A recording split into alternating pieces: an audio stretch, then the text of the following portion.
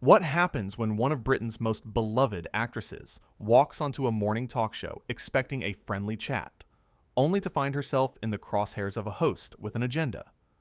In just 43 seconds, a simple question about a new film project would spiral into one of the most shocking live television confrontations ever broadcast. This is the story of how a celebrated guest became the target of an entitled host's contempt, and how an entire studio audience watched in disbelief as professionalism gave way to something far more sinister. The morning started like any other on the set of the popular daytime talk show. Cameras were being positioned, microphones tested, and the studio audience settled into their seats with the anticipation that always accompanies live television. Emma Thompson, dressed elegantly in a navy blue blazer and looking every bit the gracious professional she had always been known to be, sat in the green room reviewing her notes. She was there to discuss her latest project, a film about climate activism that she had poured her heart into. She had done hundreds of interviews over her long career, and this was supposed to be just another pleasant conversation to help promote a cause she deeply cared about.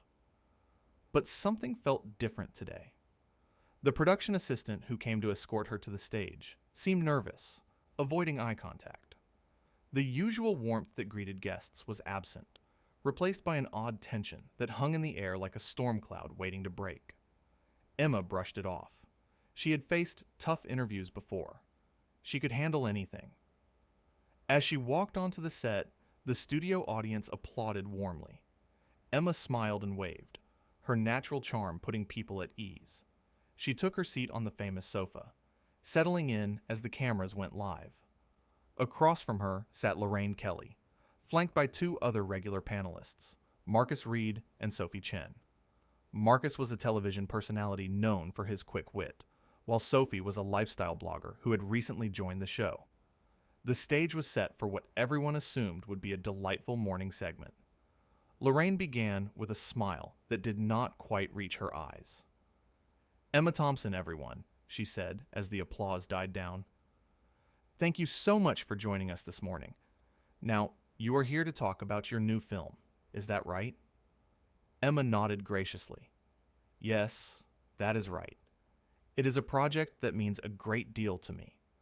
The film follows a group of ordinary people who come together to fight for environmental change, and I think the message is more important now than ever before." Lorraine leaned back in her chair, and there was something in her posture that suggested she was not really listening. Right, she said dismissively. "Climate change. Another celebrity telling us all how to live our lives. How original." The audience shifted uncomfortably. Emma blinked, surprised by the hostility in the comment, but trying to stay professional. "Well, I would not say it is about telling anyone how to live. It is about showing the very real consequences of inaction and celebrating the people who are trying to make a difference." Lorraine waved her hand as if swatting away a fly. Yes, I am sure it is all very worthy. But tell me, Emma, do you not find it just a bit hypocritical? You flying around the world to film festivals, staying in luxury hotels, and then lecturing the rest of us about our carbon footprints?" The room went quiet.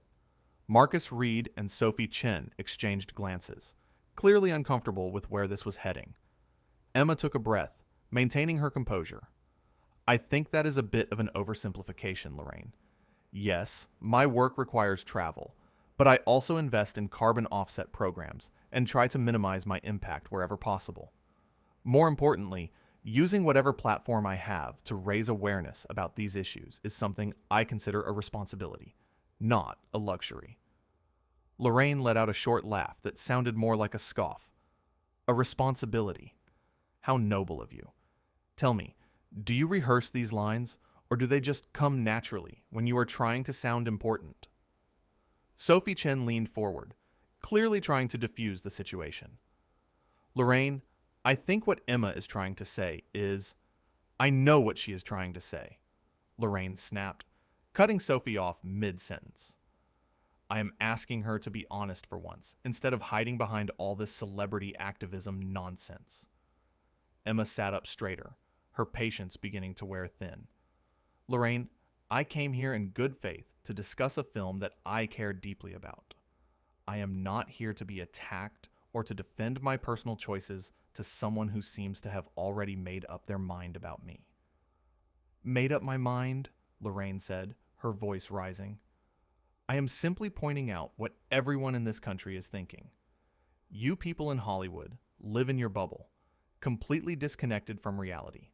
And then you have the nerve to tell working families that they should feel guilty about driving their cars or taking a holiday abroad.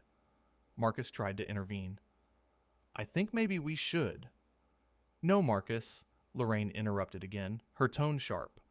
I want to hear Emma explain how she justifies her lifestyle while preaching to the rest of us.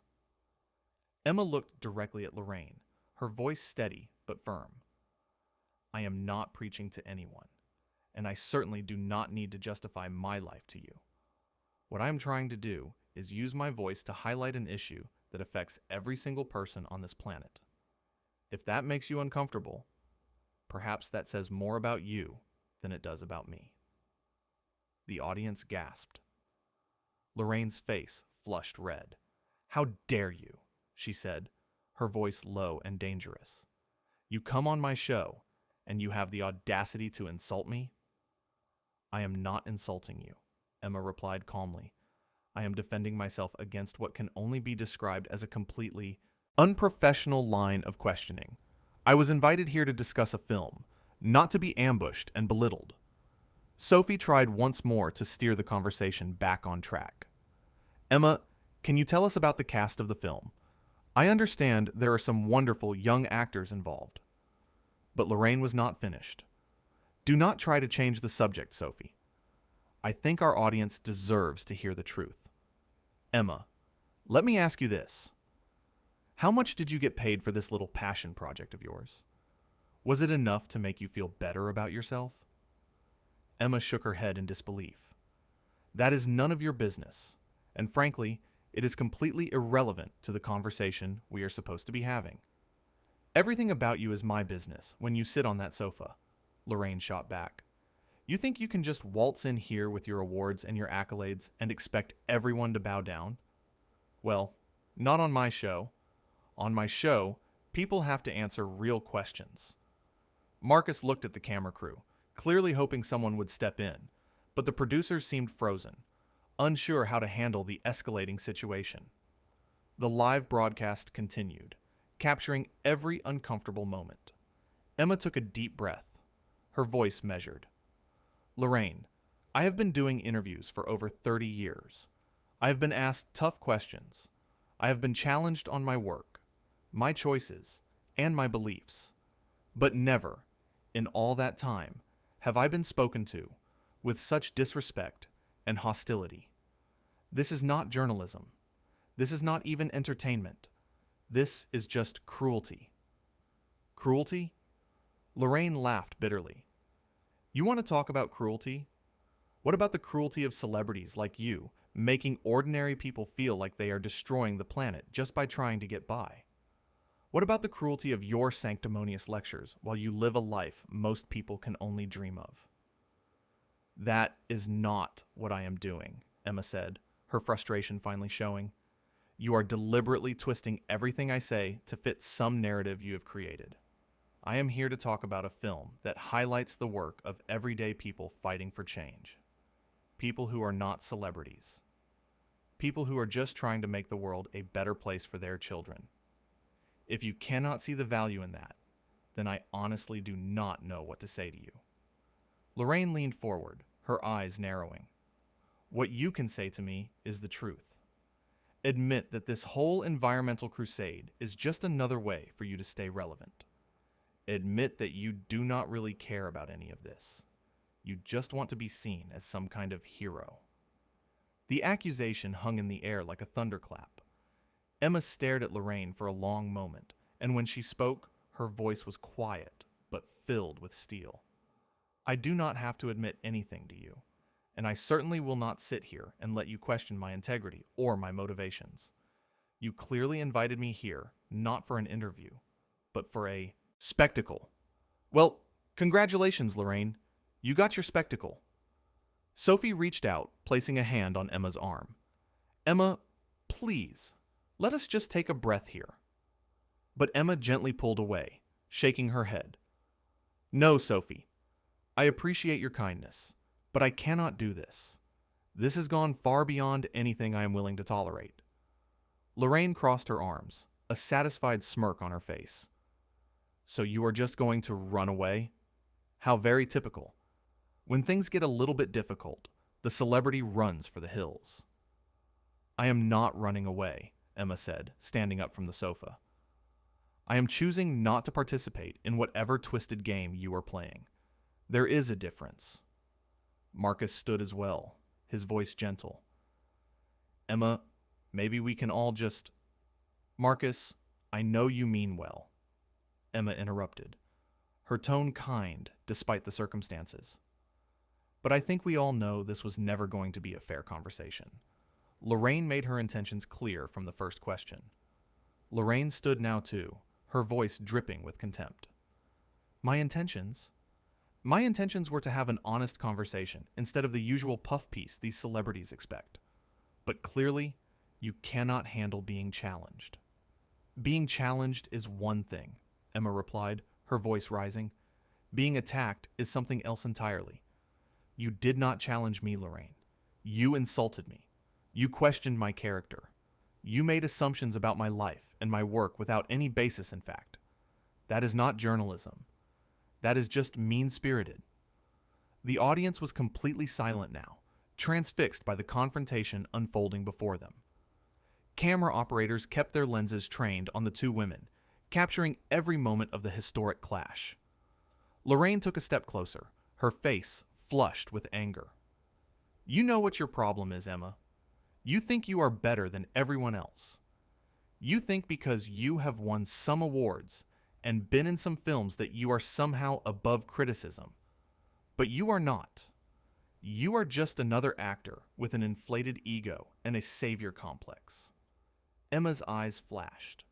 And you know what your problem is? You have confused being provocative with being professional. You think that attacking your guests makes for good television. But all it does is make you look small and petty and cruel. I came here because I thought this was a respectable program. I was clearly mistaken. Sophie stood up as well, tears in her eyes. Please, both of you, this is getting out of hand. Lorraine, maybe we should... Stay out of this, Sophie, Lorraine snapped. This is between me and Miss High and Mighty here. Emma turned to Sophie, her expression softening. Sophie, you have been nothing but kind. Thank you for trying. But I think it is clear that Lorraine has no interest in civility. She looked back at Lorraine, her voice steady and clear. You wanted honesty, Lorraine? Here is some honesty for you. This interview, this whole setup, it was never about the film. It was never about having a meaningful conversation. It was about you trying to tear down someone you resent for reasons I cannot even begin to understand. But I will not be your punching bag. I will not sit here and let you use me to boost your ratings or satisfy whatever personal vendetta you are nursing. Lorraine's face was now scarlet. How dare you come on my show and... Your show? Emma cut her off, her voice strong. Your show. Yes, you have made that abundantly clear. This is your show, your rules, your agenda. Well, congratulations. You can have it. Because I am done. She began to unhook her microphone, her hands remarkably steady given the tension of the moment. Marcus moved toward her, concern written all over his face. Emma, please do not leave like this. We can work this out. Emma smiled sadly at him. Marcus, you are a good man, but some things cannot be worked out. Some bridges are already burned. Lorraine let out a harsh laugh. Yes, run away, Emma. Show everyone what you are really made of. Show them that beneath all that charm and grace, you are just as fragile as any other celebrity who cannot handle the truth. Emma paused, the microphone now in her hand. She turned back one final time, and when she spoke, Her voice carried the weight of someone who had endured more than enough. "The truth, Lorraine, is that you invited me here under false pretenses. The truth is that you chose hostility over hospitality. The truth is that you have embarrassed yourself, your show, and everyone associated with it. And the truth is that I feel sorry for you, because someone who needs to tear others down to feel powerful is someone who is deeply unhappy." The studio was so quiet that the hum of the cameras could be heard. Lorraine stood frozen, her mouth open, but no words coming out. For the first time in the entire confrontation, she seemed at a loss. Emma placed the microphone on the coffee table between them. "I wish you well, Lorraine. I genuinely do, but I will not be part of this anymore." She turned to the audience, many of whom had tears in their eyes. "Thank you all for being here. I am sorry you had to witness this." And with that, Emma Thompson walked off the set with her head held high, her dignity intact despite everything that had happened. The cameras followed her as she made her way toward the exit, her steps measured and calm. She did not look back. She did not need to. Behind her, the set erupted into chaos. Lorraine stood alone in the middle of the stage, her face a mixture of shock and fury. Sophie was crying openly, being comforted by Marcus, who looked shell-shocked by what had just transpired. Production assistants rushed around, unsure whether to cut to commercial or let the moment play out. The audience sat in stunned silence, processing what they had just witnessed. As Emma reached the edge of the set, she paused for just a moment, taking one last look at the scene she was leaving behind. Lorraine was now being approached by producers, their faces grim.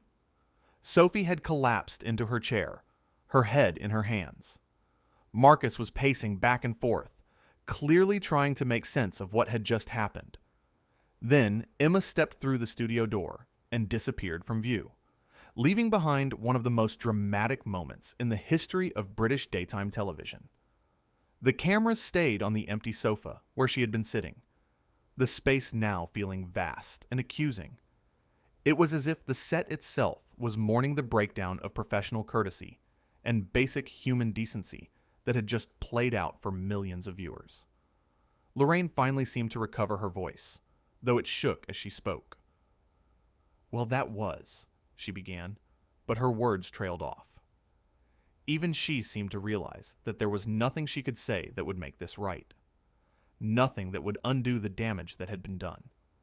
The show that she had built her career on, the show that bore her name, had just become the stage for one of the most uncomfortable and revealing moments of television anyone could remember. Marcus finally spoke up, his voice hoarse. "We should cut to commercial." But the producers were not ready to cut away just yet. The cameras kept rolling, capturing every awkward second, every uncomfortable silence.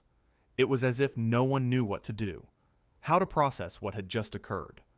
This was live television at its most raw and unpredictable.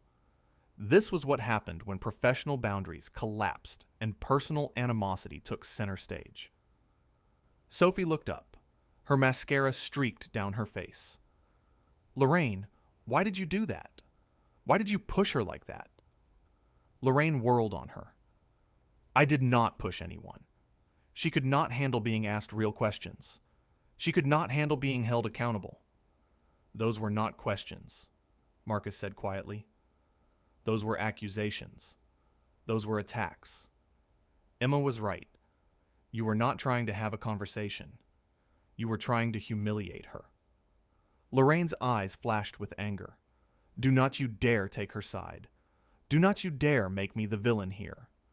"I am not making you anything," Marcus replied, his voice sad.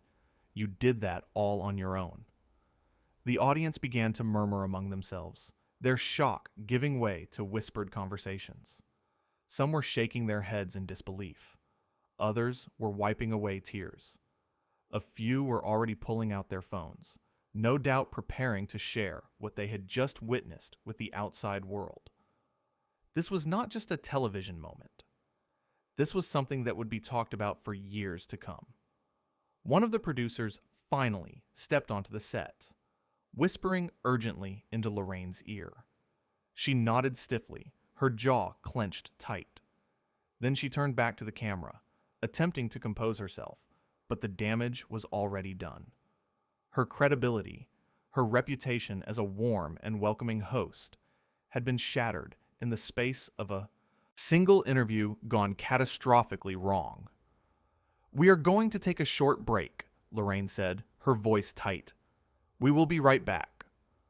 But as the commercial break began, everyone on that set knew that nothing would ever be quite right again. The cracks that had appeared in the facade of the friendly morning show could not be hidden or papered over. What had happened between Emma Thompson and Lorraine Kelly was not just a disagreement or a heated debate. It was a complete breakdown of the trust and respect that should exist between a host and her guest. It was a reminder that live television is unforgiving, that there are no do-overs, no second takes, no chances to erase mistakes. In the green room, Emma sat quietly, gathering her thoughts. A kind assistant brought her a glass of water, which she accepted with a gracious smile. She was shaken, certainly, but not broken. She had stood her ground. She had refused to be diminished or dismissed. She had walked away with her integrity intact, even if the same could not be said for the show she had just left behind. Back on the set, as the commercial played and the studio crew scrambled to figure out how to proceed, Lorraine sat in her chair, staring at the empty space where Emma had been. For a brief moment, just a flicker, something that might have been regret crossed her face. But it was gone as quickly as it appeared, replaced by the hard mask of defensiveness and pride. Sophie reached over and touched her arm. "Lorraine, this is bad. This is really bad." Lorraine pulled her arm away. "It will be fine. People will forget about this by tomorrow." But even as she said the words, she knew they were not true. No one was going to forget this.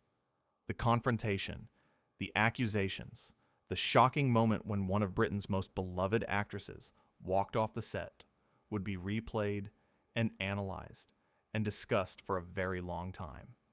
The internet was probably already exploding with reactions. Twitter would be on fire. The morning papers would lead with it tomorrow. This was not something that could be swept under the rug or explained away. Marcus stood up and walked to the edge of the set, looking out toward the studio doors through which Emma had departed. "She deserved better than this," he said softly. "She came here to talk about something she cares about. And he paused, correcting himself. Lorraine turned it into a circus." "A circus?" Lorraine's voice was sharp. "I was doing my job. I was asking the questions that needed to be asked." "No," Sophie said quietly, but with surprising firmness. "You were not asking questions. You were attacking her. From the very first question, you were hostile and dismissive. Emma tried to be professional. She tried to answer you honestly. But you were not interested in her answers. You just wanted to tear her down." The commercial break was ending. The cameras would be live again in seconds. Lorraine stood up, smoothing down her jacket, preparing to face the audience again. But her hands were trembling slightly, and her confident smile looked forced and hollow. As the red light on the camera blinked on, indicating they were back on air, Lorraine looked directly into the lens. "Welcome back," she said, her voice lacking its usual warmth. "As you saw, our guest Emma Thompson has decided to leave.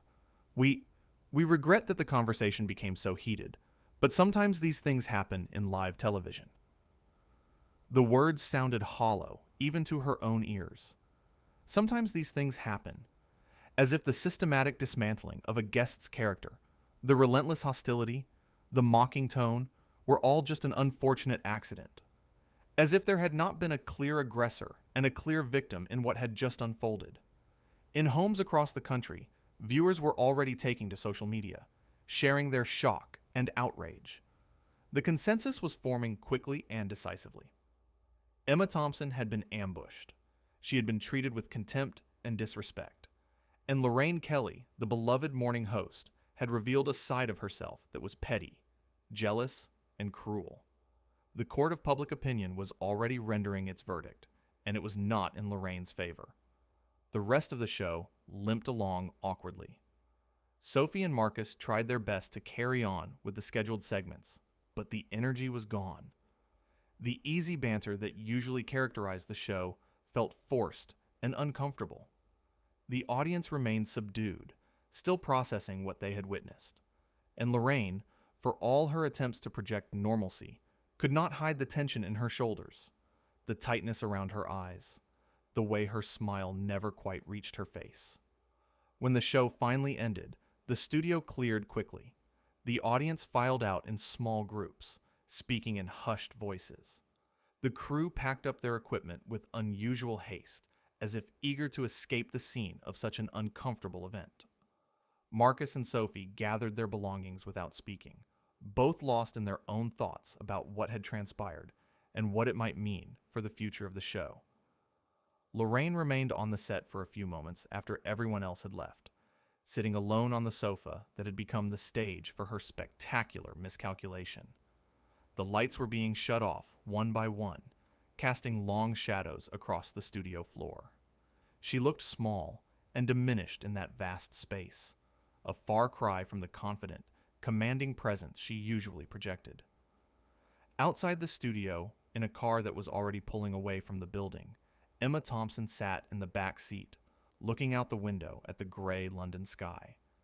She felt exhausted, but also strangely relieved. She had stood up for herself. She had refused to be bullied or diminished. She had walked away from a situation that was designed to humiliate her, and in doing so, she had preserved her dignity and her self-respect. The confrontation on Lorraine Kelly's show would become one of the most talked about moments in British television history. It would be analyzed and debated, dissected and discussed. But at its core, it was a simple story. A story of a host who let her ego and her resentment override her professionalism. A story of a guest who was forced to defend herself against an unprovoked attack. And a story of how quickly things can fall apart when basic respect and decency are abandoned in favor of manufactured conflict and cheap controversy. In those 43 seconds that it took for the first question to turn hostile, the tone had been set. Everything that followed was inevitable. The escalation, the anger, the final dramatic exit.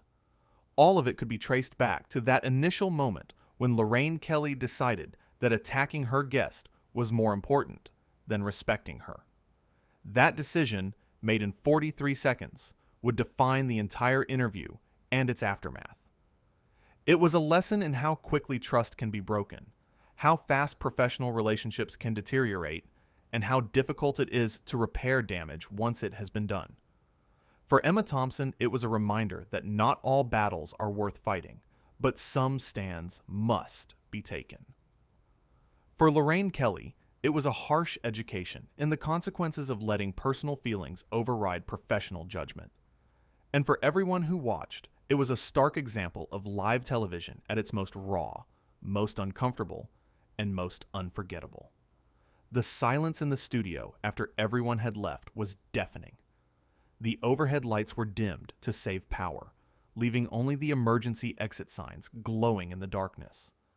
The empty chairs where the audience had sat just minutes before seemed to hold the ghost of their collective shock. This was a space that had seen thousands of interviews, countless conversations, and endless hours of carefully crafted entertainment. But nothing quite like this. Nothing that had stripped away the veneer of professionalism to reveal the raw, uncomfortable truth beneath. In the control room, producers were already reviewing the footage, their faces grave as they watched the confrontation play out again on multiple screens. Every word, every gesture, every moment of escalating tension was there in high definition, preserved forever. There would be meetings. There would be discussions about what went wrong and who was to blame. There would be damage control and public relations strategies. But none of it would change what had happened. None of it would erase the footage or the memory of that morning when everything fell apart.